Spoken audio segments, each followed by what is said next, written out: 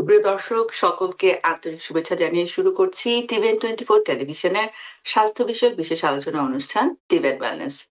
আজকের অনুষ্ঠানে আমরা আলোচনা করব হাইপার টেনশনের বিভিন্ন চ্যালেঞ্জ নিয়ে, যেটা কিনা বিশেষভাবে আমাদের যুক্তরাষ্ট্রে বসবাসরত বেঙ্গালি কমিউনিটির ভিতরে আমরা অবজার্ভ করতে পারছি। এই দিকগুলো আজকে আমরা তুলে ধরবো এবং এর সমাধানগুলো কি হতে পারে সেগুলো নিয়ে আমরা আমাদের বিশেষজ্ঞ চিকিৎসকের সাথে আলোচনা করব। অনুষ্ঠানটি বরাবর মতো সম্প্রচারিত হচ্ছে নিউ ইয়র্কে TVN24 টেলিভিশন থেকে এবং আপনাদের সাথে আমি আছি ডক্টর হাফসা ইমাম। আজকের আলোচনায় আমাদের সাথে সংযুক্ত আছেন আমাদের বিশেষজ্ঞ চিকিৎসক medicine specialist doctor Tanvir Hossain. Doctor Tanvir Hossain, আপনাকে আমন্ত্রণ জানাচ্ছি আজকের আলোচনায়। কেমন আছেন আপনারা? আপনারা কেমন আছেন? জি, আমরা ভালো আছি, ধন্যবাদ। আশা করি আপনিও ভালো আছেন। আপনি আপনার এত ব্যস্ততার ভিতরেও যে আমাদের সাথে আসলে ভীষণ গুরুত্বপূর্ণ, বিশেষ করে আমাদের যুক্তরাষ্ট্রে বসবাসরত বেঙ্গালি কমিউনিটি বেসড যে সমস্যাগুলো, এই চ্যালেঞ্জগুলো নিয়ে আপনি বারবার আমাদের সাথে আলোচনা করতে চাচ্ছেন। তার জন্য প্রথমে আপনার প্রতি বিশেষ কৃতজ্ঞতা জানিয়ে শুরু করছি আজকে আলোচনা। তো আমি শুরুতেই একটু জানতে চাইবো আমাদের আজকের এই যে আলোচনার বিষয়, যে যুক্তরাষ্ট্রে বসবাসরত বেঙ্গালি কমিউনিটির ভিতরে হাই ব্লাড প্রেশারের যে চ্যালেঞ্জগুলো, যেটা বলতে আমরা মিন করছি যে হাই ব্লাড প্রেশার আছে, তারা জানেন, হয়তো বা সঠিকভাবে নাও জানতে পারেন। ল্যাক অফ নলেজও একটি চ্যালেঞ্জের একটি পার্ট, কিন্তু তারপরেও আরো বিভিন্ন সিচুয়েশন রয়েছে যে কারণে দেখা যাচ্ছে যে হাই ব্লাড প্রেশার এই মুহূর্তে যুক্তরাষ্ট্রে আমেরিকান হার্ট অ্যাসোসিয়েশন দ্বারা নির্ধারিত এবং ডিটারমাইন্ড যে one of the most challenging situation Bengali কমিউনিটিতে, সেটা হচ্ছে হার্ট ডিজিজ। তারা বলেই দিয়েছে যে আমাদের সাবকন্টিনেন্টের যে এথনিক গ্রুপ, তাদের ভিতরে হার্ট ডিজিজ আসলে ঝুঁকি অন্যান্য রেস বা গ্রুপের থেকে অনেক বেশি। তো সেই অবস্থা থেকে আপনি এই বিষয়টি নিয়ে ব্যক্তিগতভাবে আলোচনা করতে চেয়েছেন। শুরুতে বলবো যে আপনার ব্যক্তিগত অভিজ্ঞতা, আমাদের বেঙ্গালি কমিউনিটি যারা আপনার ওখানে আছে, আপনি প্র্যাকটিসে যাদেরকে রেগুলার মিট করছেন, তাদের ভিতরে আপনি কি ধরনের সিচুয়েশন দেখতে পাচ্ছেন? তো প্রথমেই হাইপার টেনশন অর্থ উচ্চ রক্তচাপ, এটা কেন এত ইম্পর্টেন্ট সেটা আপনি বলেছেন, এবং এটা খুব চ্যালেঞ্জিং ডিজিজ এবং খুব কমন একটা ডিজিজ। এটাকে যদি সাইলেন্ট কিলার বলা যায় মোটেও কম বলা হবে না, কারণ হাই ব্লাড প্রেশার অথবা উচ্চ রক্তচাপের তেমন কোনো সিমটম মানুষকে দেয়া হয় না, মানুষ পায় না। ফলে ধীরে ধীরে ব্লাড প্রেশারটা বাড়তে থাকে এবং আমরা অনেক সময় জানি না। First time we sometimes diagnose যে যখন মানুষের একটা স্ট্রোক হয় বা হার্ট অ্যাটাক হয়, দেখা যায় যে ব্লাড প্রেশারটা বেশি। তা আমরা এখানে, আমাদের এখানে তো বাংলাদেশি কমিউনিটিটা অনেক ছোট, কিন্তু এর আগে আমি নিউ ইয়র্কে কাজ করে এসেছি, নিউ ইয়র্ক নিউ জার্সি এলাকায়, তখনও বাংলাদেশি কমিউনিটিতে দেখেছি সবচেয়ে বড় চ্যালেঞ্জিং যেটা, সেটা হলো যে অ্যাবাউট 30-40% লোকের জানাই নেই যে তাদের ব্লাড প্রেশারটা বেশি।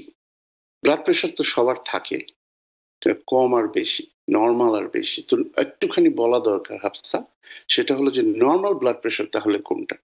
আমরা বলি যে আপনি দেখবেন যে যখনই আমি দর্শককে বলছি যে যখনই আমরা ব্লাড প্রেশার দেখি, দুটো নাম্বার দেয়া হয়, একটা উপরের নাম্বার, একটা নিচের নাম্বার।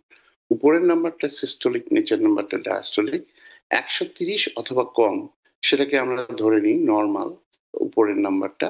নিচের নাম্বারটা যেটা ডায়াস্টোলিক বলি, সেটা 80 অথবা 80 কম হলে নর্মাল বলা হয়। এবং এটাকে আবার স্টেজ 1 স্টেজ 2 ভাগে ভাগ করা হয়। যে স্টেজ 1 হাইপার টেনশন হলো 130 থেকে 139 আর 80 থেকে 89, যেখানে আমরা পেশেন্টকে বলি যে আপনাকে এক্সট্রিম লাইফস্টাইল মডিফিকেশন করতে হবে, ওজন কমাতে হবে, ভালো খাবার খেতে হবে এবং সাথে ওষুধ অথবা না ওষুধ, কিন্তু 139-এর উপরে উঠে গেলে আপনাকে ওষুধ খেতে হবে। তা না হলে ভবিষ্যতের যে আপনার কিডনি, আপনার হার্ট, আপনার ব্রেইন সবগুলো এফেক্টেড হবে।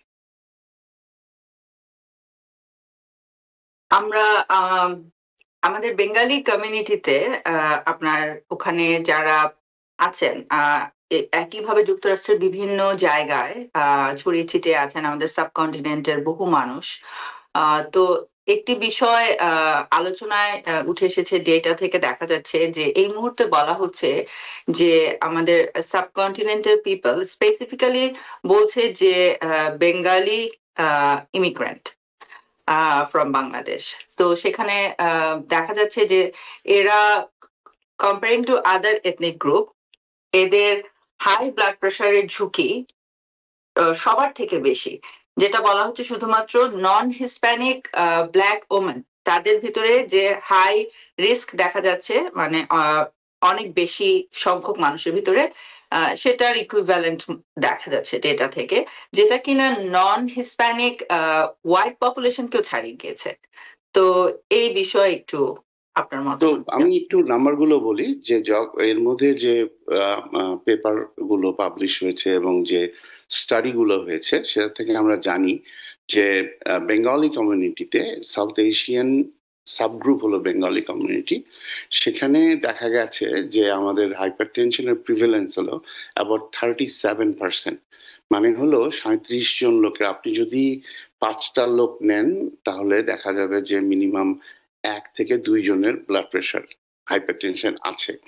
এবং এইটা শুধুমাত্র নন হিসপ্যানিক ব্ল্যাক উইমেনদেরই এত হাই, তাছাড়া সবাই এই দেশে যারা বসবাস করেন সবার এনাদের চাইতে কম রিস্ক অফ হ্যাভিং হাইপারটেনশন। যার মানে হলো যে সেটারও অনেক কারণ আছে হাফসা, আমরা নিশ্চয় আলোচনা করব সেগুলো। তো এই এই জিনিসটা এবং আপনি জানেন যে American Heart association being south Asian বলতে আমি একটু ক্লিয়ার করি, বাংলাদেশ, ভুটান, নেপাল, পাকিস্তান, ইন্ডিয়া, শ্রীলঙ্কা, এবং এই দেশগুলোতে যদি মানুষ দেশগুলো থেকে এসে থাকে, being South Asian is a risk enhancing factor like obesity, like any other risk factor. তো এটা American Heart Association recently add করেছে, তাহলে কারণ আমাদের রিস্কটা খুবই খুবই বেশি, সো আমাদের অনেক বেশি সাবধান থাকা উচিত। আরেকটা ব্যাপার হাফসা, সেটা হলো যে দেখা গেছে যে বেঙ্গলি কমিউনিটিতে হাইপার টেনশনের প্রিভ্যালেন্সটা অনেক আগে শুরু হয়, এইজ অনুযায়ী অনেক 20-30 যখন চলে আসে তখনই, সেই জন্য খুব ইম্পর্টেন্ট যে আমাদের যার অর্থ হচ্ছে যে অন্যান্য জাতি বা দেশের মানুষের ভিতরে যেই বয়সে হার্ট ডিজিজের ঝুঁকি শুরু হয় বা দেখা যায়, তুলনা করে দেখা গিয়েছে যে বাংলাদেশি বা বাঙালি মানুষের ভিতরে তার থেকে আরো অনেক বেশি কম বয়সেই হার্ট ডিজিজ, উচ্চ রক্তচাপ এই ধরনের সমস্যাগুলো শুরু হয়ে যাচ্ছে হতে পারে। হ্যাঁ, এবং যেটার একটা অন্যতম প্রধান কারণ বলা হচ্ছে যে জেনেটিক্যাল।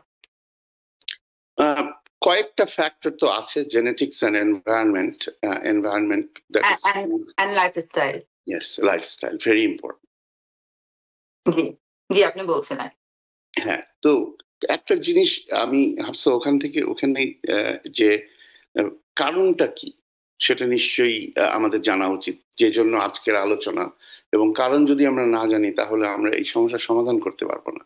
তো জেনারেলি স্পিকিং, যে একটা হাইপার টেনশনের রিস্ক ফ্যাক্টর গুলো খুব কুইকলি বলি, যে এইজ, ওবিসিটি, ফিজিক্যাল ইনঅ্যাক্টিভিটি, মানে মানুষ যখন এক্সারসাইজ করে না বা চলাফেরা করে না, তারপরে হলো স্মোকিং, তারপরে হলো অ্যালকোহল কনসামশন, স্ট্রেস, এগুলি হলো জেনারেল নন মডিফাইং রিস্ক। কিন্তু মডিফাইং রিস্ক যেটা বাংলাদেশের মধ্যে অনেক বেশি, সেটা হলো একটা তো জেনেটিক্স আপনি বলেছেন, আরেকটা হলো যে ফুড যে কনজামশন করা হয় সেটা, এবং oily diet, fried food, and lot of carbohydrate and lack of fresh vegetable and fruit in the food that we serve for our family or for our community.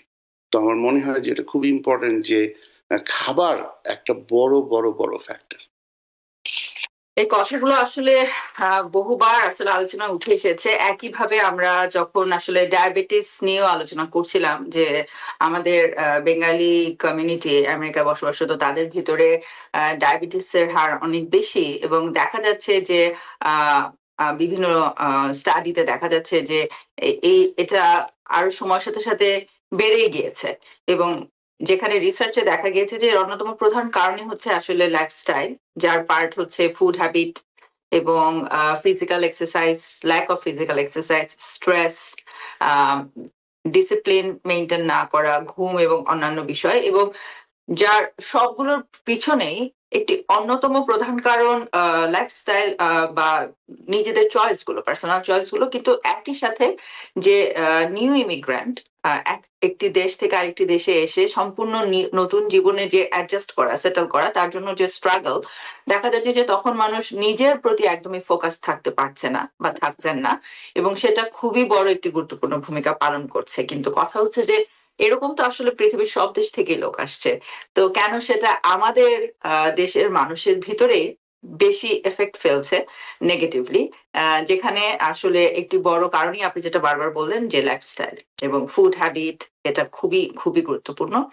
তেল, চর্বি, ভাজা পোড়া এবং রেড মিট জাতীয় খাবারগুলো বারবার করে আসলে সব আলোচনাতে উঠে আসছে। ডায়াবেটিসের সিরিজ গুলোতে আমরা বারবার বলেছি। দেখা যাচ্ছে যে এখন হাইপারটেনশন, সম্ভবত আসলে কার্ডিওভাস্কুলার রিলেটেড যে কোনো ডিজিজে দেখা যাবে যে ঘুরে ফিরে এই বারবার একই কথাগুলোই চলে আসবে। কিন্তু যে কোনো কারণে হোক, এখন পর্যন্ত আমরা দেখতে পাচ্ছি যে আসলে বড় বেশি সচেতনতার অভাব। তো এই আলোচনাগুলো বারবার করবার এটাই উদ্দেশ্য। তো আপনি বলছিলেন যে লাইফস্টাইল এবং এর যে বিস্তারিত প্রত্যেকটি সেক্টর, সেগুলো সম্পর্কে আমার মনে হয় সেগুলো যদি আমরা একটু আরেকটু ডিটেলস আলোচনা করি। আপনি কি যাদেরকে এই ধরনের সমস্যা, করোনারি আর্টারি ডিজিজ, কার্ডিওভাস্কুলারের যে বিভিন্ন সমস্যা, এই সবগুলো সমস্যাতে দেখা যাচ্ছে যে বিভিন্ন ধরনের ফুড বা ডায়েট চার্ট দিয়ে দেওয়া হয়। তো সে ধরনের কোনো ডায়েট চার্ট যদি আপনি আমাদের সাথে একটু শেয়ার করতে চান, এবং একই সাথে বলবো যে আহ আসলে আপনার পেশেন্টদেরকে আপনি যেভাবে করে হয়তোবা সাজেস্ট করে থাকেন যে কি করে তারা নিজেদেরকে ডিসিপ্লিন করতে পারেন এই ধরনের খাদ্যাভ্যাস তৈরি করবার জন্য, সেটাও যদি একটু আমাদের সাথে শেয়ার করেন। প্রথমেই হাফসা কুইকলি কয়েকটা কথা বলে নেওয়া দরকার। এক হলো যে আপনি যে আজকে অনুষ্ঠানটা করছেন এবং আপনি জানেন আপনি একজন পাবলিক হেলথ এক্সপার্ট, যে একটা কথা বারবার বললে একটা কথা অনেক লোকের কাছে শেষে পৌঁছে যাবে। আমাদের আশা যে আরো মানুষ সচেতন হবে এবং সেভাবে খাবার খাবে, এক্সারসাইজ করবে। তো খুব ইম্পর্টেন্ট যেটা আমি বলি সেটা হলো দুইটা, একটা হলো food moderation of the amount of food, আর একটা হলো increase vegetable and fibres in your diet. এটা আমি এক্ষুনি আলোচনা করব। তার আগে যে কথাটা বলে নিই যে হাইপারটেনশন আজকে যেহেতু প্রধান আলোচনার বিষয় উচ্চ রক্তচাপ, শুধুমাত্র উচ্চ রক্তচাপটাই কিন্তু এখানে আমরা আলোচনা করছি না, কারণ উচ্চ রক্তচাপ যদি কন্ট্রোল না হয় তাহলে দেখা গেছে যে হার্ট অ্যাটাক, যেটা ইসকেমিক হার্ট ডিজিজ বলি আমরা, সেটার প্রিভ্যালেন্স বেড়ে যায়। তারপরে ডায়াবেটিস হওয়ার যেসব পেশেন্টের থাকে তাদের কিডনি প্রবলেম আরো বেড়ে যায়। তারপরে স্ট্রোক, যেটা আমাদের ব্রেইনে এফেক্ট করে, সেটার সম্ভাবনা বেড়ে যায়।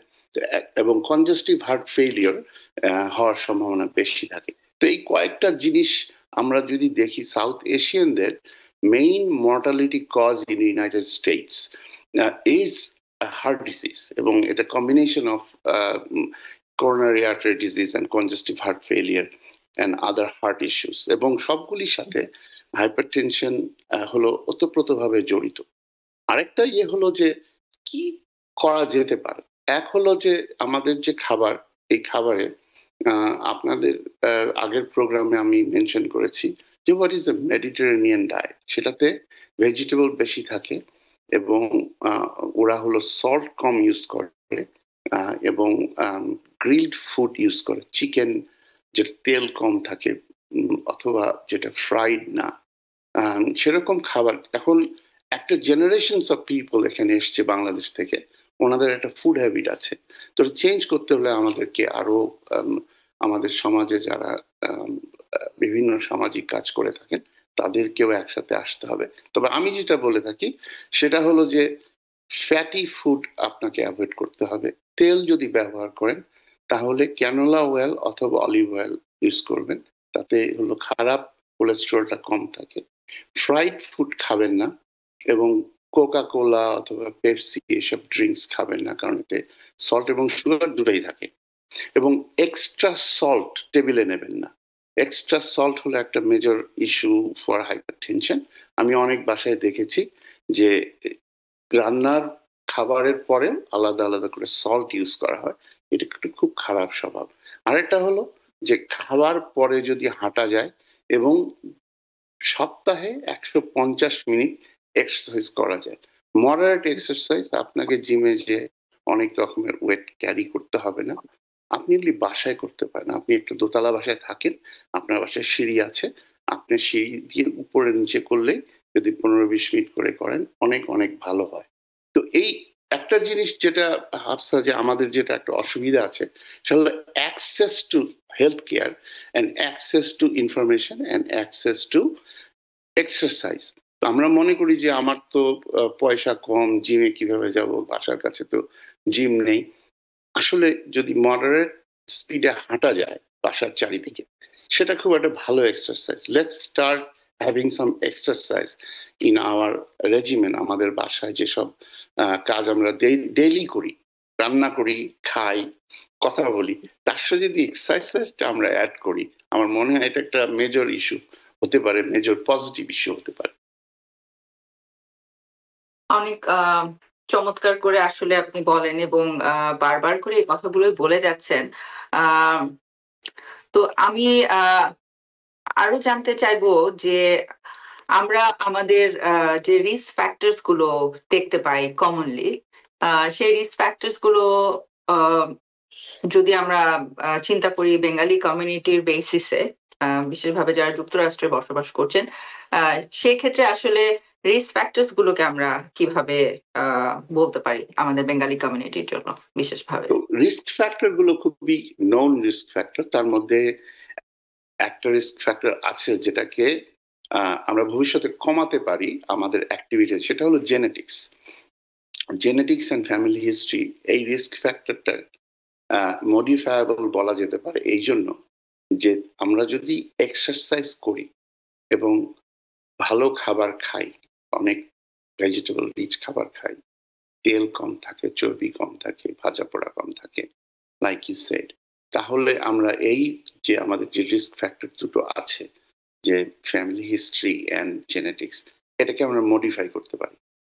তা না হলে আমি যদি ধরে নেই যে আমার তো অবস্থা খারাপ, আমি তো সাউথ এশিয়ান, তাহলে কোনোদিন আমার উন্নতি হবে না। তো আমাকে ধরেই নিতে হবে একটা ইয়াং বয়স থেকে যে আমি যেসব আলাদা কাজ করি, আমরা খাবার, আমাদের একটা পাস টাইম, আমরা যেটা মজা করি সবাই বন্ধু বান্ধব মিলে, যে আমরা সবাই খেতে যাই, আমার কোনো অসুবিধা নেই তাতে। কিন্তু আপনারা যদি একটু এইভাবে খেতে যান যে ঠিক আছে আমরা আজকে খেতে যাব, কালকে আমরা এক্সারসাইজ করতে যাব।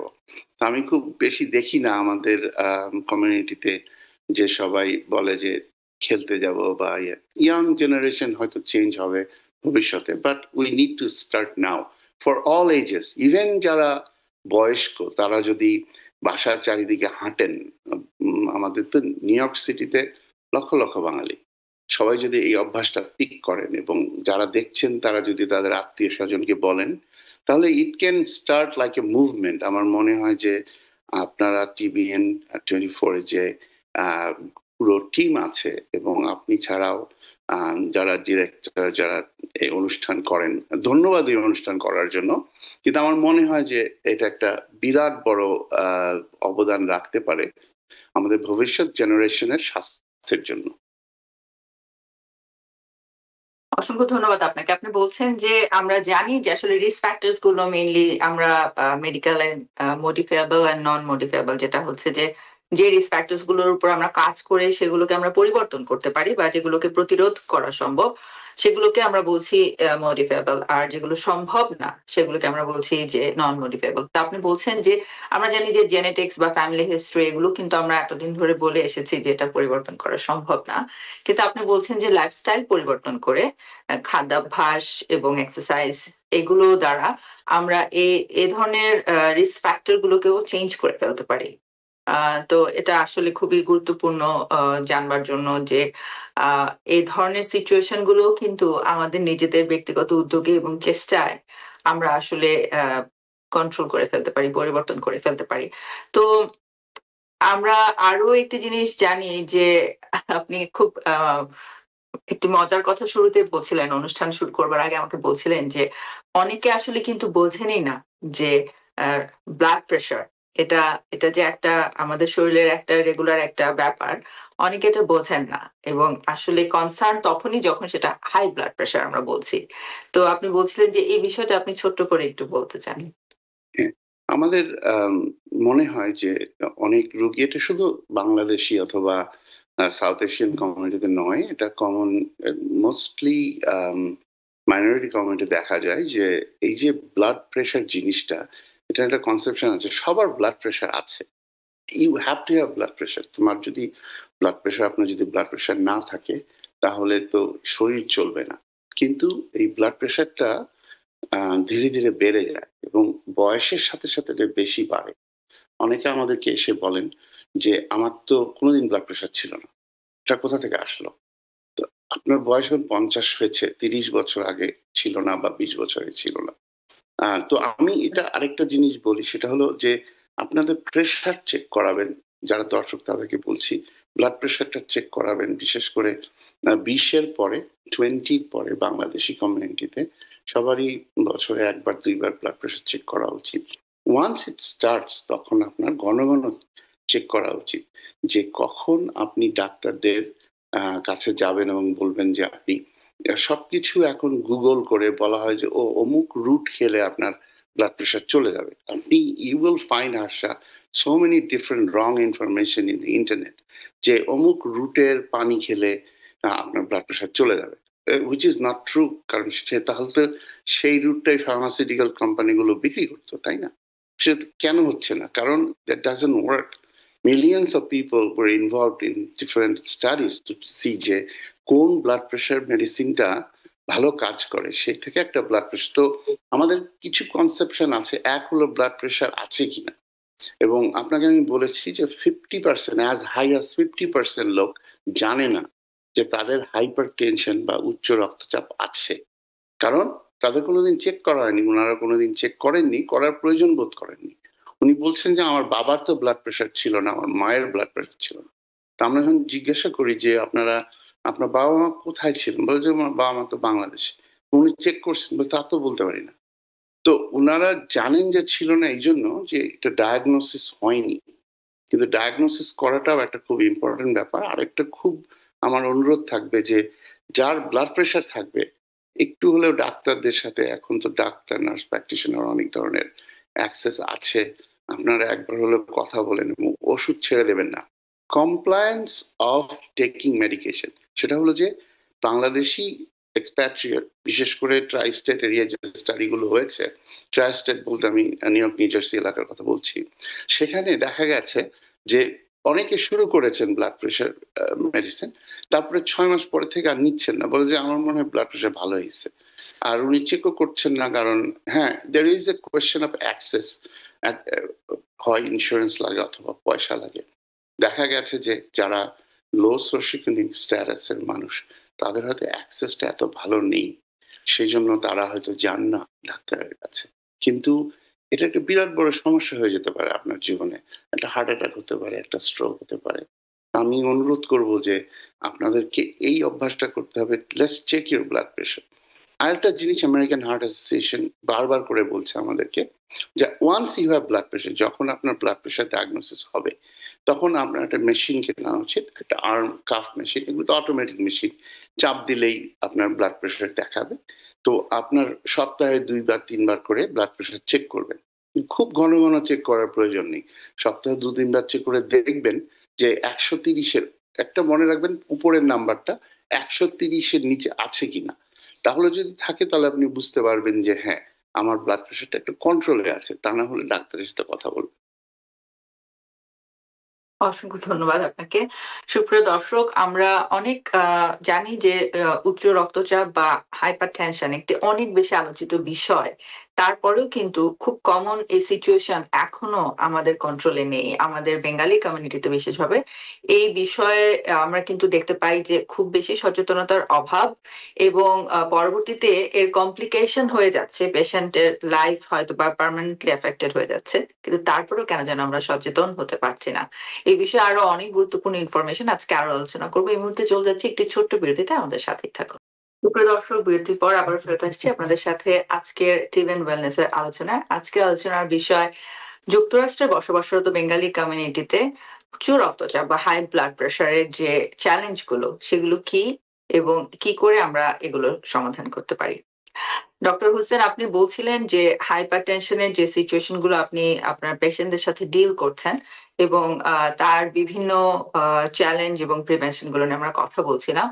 আমরা যদি এর বিভিন্ন সোসিও ইকোনমিক এবং কালচারাল ব্যারিয়ার গুলো নিয়ে কথা বলতে চাই, আমি জানি যে নিউ কামার ইমিগ্র্যান্টদের ভিতরে একটি প্রথম ব্যারিয়ার হচ্ছে ল্যাঙ্গুয়েজ ব্যারিয়ার। তো এই ল্যাঙ্গুয়েজ ব্যারিয়ার আমরা জানি যে এখানে কিন্তু ইন্টারপ্রিটেশনের অনেক সুবিধা আছে, অনেক ধরনের সার্ভিস আছে। তো এই ইনফরমেশন গুলো যদি আপনি আমাদের সাথে একটু শেয়ার করেন, এবং যেহেতু আমাদের এখানে প্রচুর নিউকামার ইমিগ্রেন্ট সবসময় আসছেন এবং সবসময় তারা যুক্ত হচ্ছেন আমাদের কমিউনিটিতে, তো আমার মনে হয় ইনফরমেশন গুলো হয়তো বা তাদের জন্য অনেক উপকারী হবে। হ্যাঁ, একটা হলো যে আমি এটা খুব কমনলি দেখি যে যারা আমি যে ইনফরমেশন শেয়ার করছি সেই ইনফরমেশনটা is applicable to every state, আমাদের প্রতিটা স্টেটে। তবে এটা কমন হলো try state area, new York new jersey এলাকায় এবং অলসো ইন ক্যালিফোর্নিয়া। কারণ আমরা দেখেছি যে ইমিগ্রেন্ট যারা নতুন আসেন তাদের অনেকেই এই এলাকায় বেশি থাকেন, কারণ এই এলাকায় তাদের আত্মীয় স্বজন থাকেন। তো আমার যারা একেবারে ইয়াং তাদের কথা বলছি না, যারা 20-এর পরে, আমার মনে হয় তাদের সবারই একটুখানি সচেতন হওয়া উচিত যে যে ধরনের সুবিধাদি আছে ওই স্টেটে, যে কি করে তার সব চেক আপ করা যাবে। অ্যাটলিস্ট ডাক্তারের অফিসে যে ব্লাড প্রেশারটা চেক করা এবং একটা ব্লাড টেস্ট করে কোলেস্টেরল এবং সুগার এসব চেক করা। কারণ আমরা জানি, একটু আগেই বলেছি আমরা, যে south Asian community, specially Bangladeshi কমিউনিটিতে আমরা এসবের প্রিভিলেন্স খুব আর্লি এজে দেখছি, এবং এটা আগে এতটা কমনলি দেখা যায়নি। তার কারণ হতে পারে যে আমরা আসলে আগে এত কমনলি ইয়াং বয়সে চেক করতাম না। আর এখন যেহেতু আমরা চেক করছি, আমরা জানি যে অনেক ইয়াং লোকেরও দেখা যাচ্ছে ব্লাড হাইপার টেনশন আছে। তো কি সুবিধা সেটা আপনাকে বলি এখন।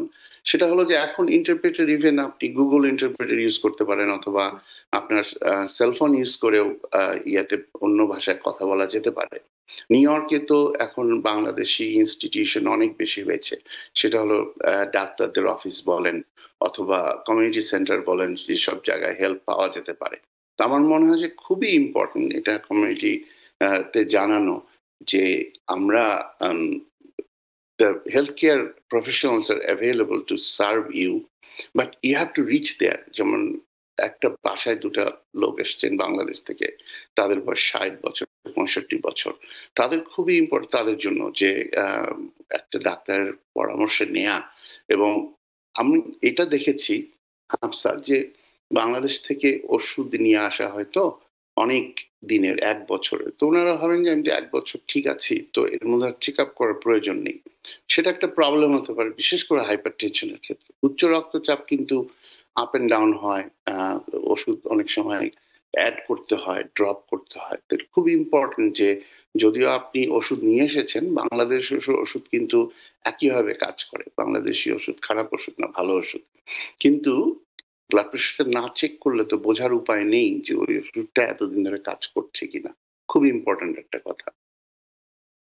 আপনি ওষুধের কথা বললেন, একটি খুব গুরুত্বপূর্ণ বিষয় এটি, এবং একই সাথে আমার আরো খুব একটি গুরুত্বপূর্ণ পয়েন্ট আসলে মনে পড়ে গেল, যে আমাদের ভিতরে আসলে এই যে ওষুধ খাবার ব্যাপারে যে একটি স্বেচ্ছাচারী মনোভাব, যে ইচ্ছা হলো খেলাম, ইচ্ছা হলো বন্ধ করে দিলাম, এবং এটি আসলে একটু অদ্ভুত অদ্ভুত আমি বলবো, যে আমাদের মনে হয় এটা কাইন্ড অফ পার্ট অফ কালচারই হয়ে গেছে। আমি বাংলাদেশের পপুলেশনের জন্য বলবো, আমি দেশে থাকতেও যখন পেশেন্ট ডিল করেছি আমি দেখেছি, এবং এটা একটা ভীষণ আসলে একটি চ্যালেঞ্জ বলা যায় ডাক্তারদের জন্য। কারণ রোগী যেই মুহূর্তে একটু বেটার ফিল করা শুরু করেন, আমি বহুত শিক্ষিত মানুষকেও দেখেছি যে ওষুধ খাওয়া তিনি বন্ধ করে দেন এবং বলে যে আসলে ভুলেই গিয়েছি।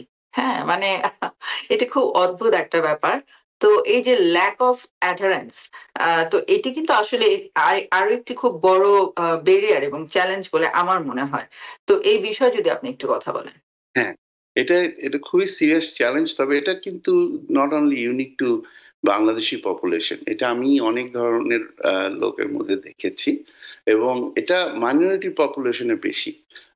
কেন তাদের এই ধারণা যে আমি 3 মাস খেলে ভালো হয়ে যাবে, সেটা আমি জানি না। Lack of knowledge of course. যে তো আমাকে ধরেন প্রায় জিজ্ঞাসা করা হয় যে আমার ব্লাড প্রেশার হয়েছে, তো এটা কতদিন থাকবে আর এটা আমার কতদিন খেতে হবে। তো আমরা বলি যে আপনাকে এটা লাইফ লং খেতে হবে। যদি খুব অবিস পেশেন্ট হয় আমরা বলি যে আপনি যদি 30-40 পাউন্ড ওজন লুজ করেন, তাহলে আপনার যদি ব্লাড প্রেশারটা একটুখানি বেশি, সেটা হয়তো ভালো হয়ে যেতে পারে, হুইচ হ্যাপেন্স অ্যাকচুয়ালি। কিন্তু ম্যাক্সিমাম সময় আমরা দেখি that is 90% time, more than 90% time, that আপনাকে ওষুধটা সারা জীবন খেতে হবে। তো এটা খুবই কমন যে আমার এখানে মানুষ হিসেবে আমি আপনার ব্লাড প্রেশার তো বেশি, তো আপনি ওষুধ খাচ্ছেন কি না? তো বলছে না, আমি তো ওষুধটা বন্ধ করে দিছি, কারণ ব্লাড প্রেশার খুব ভালো হয়ে গেছিল। তো ব্লাড প্রেশারটা ভালো হয়েছিল যে কারণে আপনি ওষুধ খাচ্ছিলেন এই জন্য। এবং ইট হ্যাজ হ্যাপেন যে অন্য কমিউনিটির লোক যারা বাঙালি না, বাংলাদেশি না, একই একই প্রশ্ন, একই উত্তর। এবং আরেকটা জিনিস যে আপনাকে বললাম, এটা খুবই কমন হিসপ্যানিক কমিউনিটিতে, সেটা হলো যে সেটা যদি আমাদের হয় আমি অবাক হব না। সেটা হলো যে কেউ একজন বলে, তাদের একজন কাজিন অথবা তাদের একজন আম্মা বা খালাম্মা বলে যে এই ওষুধটা খেও না, এই ওষুধটা খেলে তোমার খুবই অসুবিধা হবে, তুমি কিন্তু বিপদে পড়বা। আমার মামা এই ওষুধটা খেয়ে কিডনি ফেলিয়ার হয়েছিল। May have nothing to do with that ওষুধ, কিন্তু উনি ওষুধটা বন্ধ করে দিয়েছেন, এখন হাইপার টেনশন বেড়ে আরো 12টা বেজে যাচ্ছে। এটা তো এটা আপনি খুবই একটা খুবই ঠিক কথা বলেছেন। এই ধরনের মানে যেটা হচ্ছে কি বলবো আসলে, আমার মনে হয় এটা এক ধরনের সুপারস্টিশাস হতে পারে আমাদের কালচারাল অ্যাসপেক্ট থেকে যদি বলতে চাই। যে এই যে তারা মডার্ন মেডিসিন সম্পর্কে তাদের এক ধরনের নেগেটিভ ধারণা, এবং এটা আসলে শুধু যে আমাদের দেশের কালচারে তাই না। আপনি যেমনটি করে বললেন যে পৃথিবীর প্রায় সব দেশের লোকের ভিতরে কম বেশি আপনি এই যে ল্যাক অফ অ্যাডারেন্স এর এই যে অভ্যাসটা দেখতে পান, এবং একটু ভালো হলেই ওষুধ খাওয়া বন্ধ করে দেওয়া। এমনকি আমি আসলে আমার অনেক পরিচিত আমেরিকানদের ভিতরেও দেখেছি যারা মনেই করেন যে আসলে ডাক্তার এবং ওষুধ কোম্পানি একটি বড় ধরনের মানে একটি নেটওয়ার্ক, যারা হচ্ছে কি জেনারেল পপুলেশনের এনিমি, এবং এদের কাজই হচ্ছে যে সাধারণ মানুষকে নিয়ে একটি গিনিপিগ করে তারপরে হচ্ছে অনেক মানি মেক করছে তারা।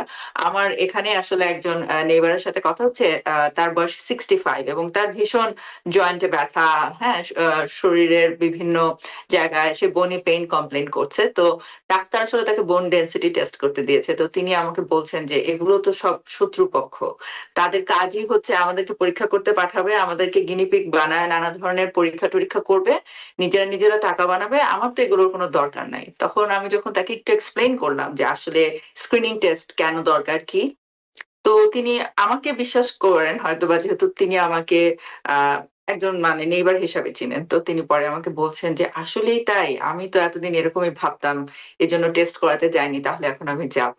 তো আপনি একদমই ঠিক বলেছেন, এই ধরনের ভ্রান্ত ধারণা এবং এই যে একটি ল্যাক অফ ট্রাস্ট, আসলে আমি বলবো এটাও একটা আমার মনে হয় বড় ব্যারিয়ার। তো এই ট্রাস্ট বিল্ডিং, ফিজিশিয়ান পেশেন্ট রিলেশনশিপে ট্রাস্ট বিল্ডিং এর ব্যাপারে যদি আপনি ছোট্ট করে একটু বলেন। এটা হাফসা, আমি মনে করি যে দুপক্ষেরই দায়িত্ব। শুধু যে পেশেন্টের দায়িত্ব না, না, এটা আমারও দায়িত্ব একজন ডাক্তার হিসাবে একটা পেশেন্টের সাথে সেই রিলেশনশিপটা ডেভেলপ করা, যে আমার কথাটা জানি সে বিশ্বাস করে। তো আমরা হয়তো বেশি সময় দিই না, আমরা হয়তো এত কথা বলি না, সেটা একটা কারণ হতে পারে। যে আমার একজন রোগী আজকে এই অনুষ্ঠান দেখে বলতে পারে যে আপনি তো এতক্ষণ ধরে কথা বলছেন, আমার সাথে এতক্ষণ ধরে কথা বলেন না, হুইচ ইজ ট্রু। কিন্তু সব সময় সব জিনিস কথা বলা যায় না এবং কথা বলা হয়ে ওঠে না। এই একটা গ্যাপ সারা আমেরিকাতে, সারা বিশ্বে আছে, যে ডাক্তাররা সময় বেশি দেয় না। সেটার মাল্টিপল কারণ আছে, কারণ আমার পিছে আরো 3জন পেশেন্ট ওয়েট করছে, তাদেরকেও কথা বলতে হয় সবার সাথে। তো আমাদের যে যার অবস্থান থেকে, সে ডাক্তার হোক, সে পেশেন্ট হোক, আমাদের মনে হয় রেসপন্সিবল হওয়া উচিত, গোল হওয়া উচিত যে আমার রুগীর যে সমস্যা বা ওনার যে সমস্যা, সেইটা জানি আমরা সমাধান করতে পারি। এবং গোয়িং ব্যাক টু আমাদের মেইন যে আলোচনার বিষয় আজকে, hypertension, high blood pressure, সেটা হলো যে ব্লাড প্রেশারটা কন্ট্রোলে রাখার জন্য আপনার যে যে কাজগুলি করার এতক্ষণ ধরে আমরা কথা বলেছি, এবং আমি পরে একটা টেক হোম মেসেজ দেব যেটা ইজি হবে মানুষের মনে রাখার জন্য। আরো একটি খুব গুরুত্বপূর্ণ বিষয় আসলে আমরা জানি যে বারবার আলোচনায় উঠে আসছে যে আমাদের বাংলাদেশি কমিউনিটির পিপল যারা আমেরিকায় আসছেন, নিউ কামার ইমিগ্রেন্ট অথবা বেশ অনেক বছর হয়ে গিয়েছে, কিন্তু তাদের দেখা যায় যে প্রধান কারণ হাইপার টেনশনের যে ল্যাক অফ অ্যাওয়ারনেস এবং control, lack of practice to control the situation. তো এটা কিন্তু আসলে শুধুমাত্র যে নিউ কামার ইমিগ্রেন্টদের ভিতরে তাই না, এটা ইন জেনারেল আমার মনে হয় আমাদের পপুলেশনের ভিতরে এটা একটি চ্যালেঞ্জ, যে ল্যাক অফ অ্যাওয়ারনেস অ্যান্ড মানে সমস্যা সমাধান করবার জন্য যে প্র্যাকটিস গুলো করা দরকার সেগুলো ফলো না করা, সেগুলোকে গুরুত্ব না দেয়া। তো নিউ কামার ইমিগ্রেন্টদের প্রেক্ষাপটে যেহেতু আজকে আমরা প্রধানত আলোচনা করছি এখানে কমিউনিটি নিয়ে, আরো একটি খুব বড় চ্যালেঞ্জ হচ্ছে স্ট্রেস। তো এই স্ট্রেস ম্যানেজমেন্ট নিয়ে আমরা অনেকবার কথা বলেছি, তারপর আপনি আজকে যদি ছোট্ট করে একটু সাজেশন গুলো বলেন।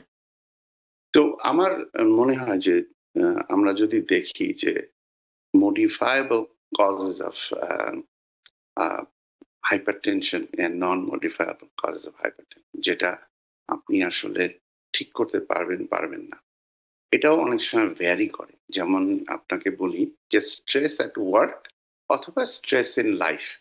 তো একজন মানুষের দু ধরনের স্ট্রেস থাকতে পারে। সেটা হলো যে আবার বলি কাজের জায়গায় লোকের সাথে বনিবনা হয় না, অথবা ঠিকমতো আওয়ার পাওয়া যাচ্ছে না, অথবা অনেক যে ধরনের এক্সপেকটেশন ছিল সেটা পূরণ হচ্ছে না, অথবা বস ভালো নয়।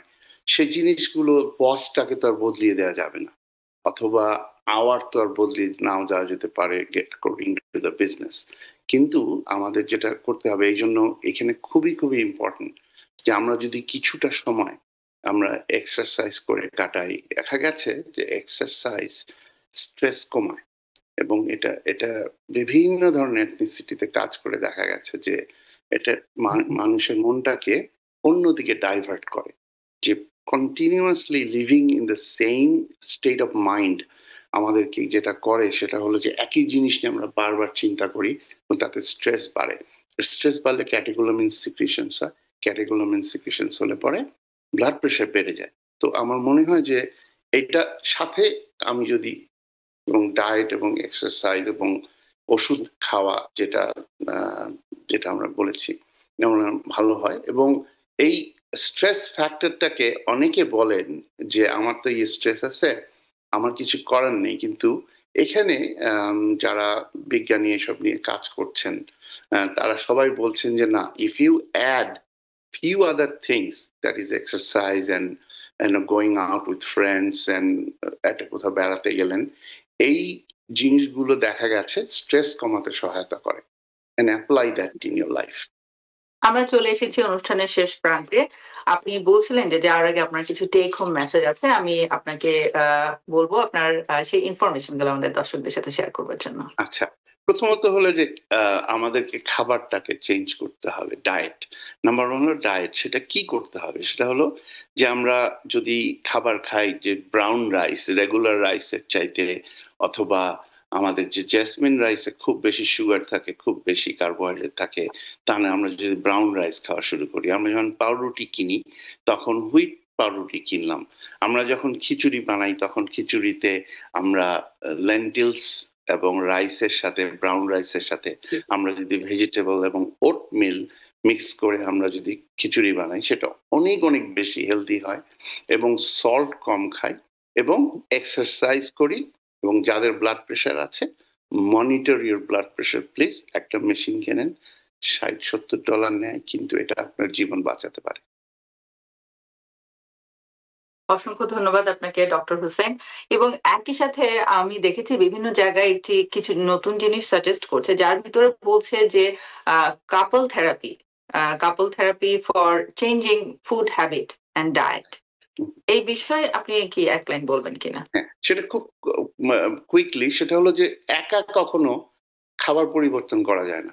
আমি আপনাকে বলতে পারি আমার বাসায় যে আমি, কিন্তু আমার ফ্যামিলি যদি রান্না করে একটা জিনিস, আমিও রান্না করি, কিন্তু সেটা ডিপেন্ড করবে যে ওরা কি পছন্দ করে। তো I have to convince my whole family, husband wife দুজন, বিশেষ করে যে আমাদের কালচারে ওয়াইফরা বেশি রান্না করে। তো আমাদের দুজনকে জানতে হবে যে কেন আমি খাবারে কম মশলা দিব, কম তেল দিব, বা কম ফ্রাইড ফুড খাবো, কিসের জন্য।